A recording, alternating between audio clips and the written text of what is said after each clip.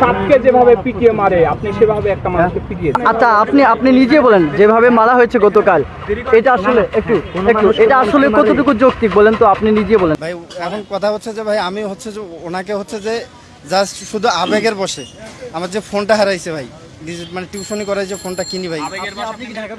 ঢাকা বিশ্ববিদ্যালয়ের ফজলুল হক মুসলিম হলে তোফাজ্জল নামের এক যুবককে পিটিয়ে হত্যার ঘটনায় 2 শিক্ষার্থীকে আটক করেছে পুলিশ।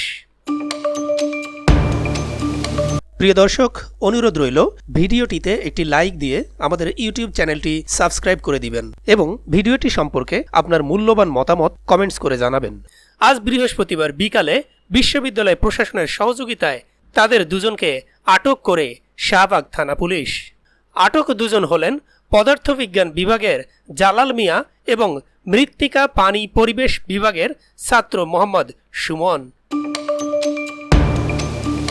এর মধ্যে জালাল হল শাখা ছাত্রলীগের সাবেক বিজ্ঞান ও প্রযুক্তি বিষয়ক উপসম্পাদক।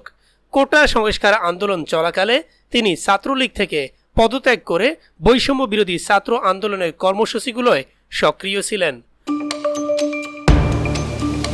মোহাম্মদ সুমনের রাজনৈতিক পরিচয় জানা যায়নি। আজ বিকেল 4:15টার দিকে FH হলে ওই 2 শিক্ষার্থীকে থানায় নিয়ে যায় পুলিশ। তারা এখন শাহবাগ থানায় রয়েছেন। এ বিষয়ে জানতে চাইলে শাহবাগ থানার ভারপ্রাপ্ত কর্মকর্তা AKM শাহাবুদ্দিন শাহিন বলেন, এ বিষয়ে ঢাকা মহানগর পুলিশের উপকমিশনার সাংবাদিকদের সঙ্গে কথা বলবেন।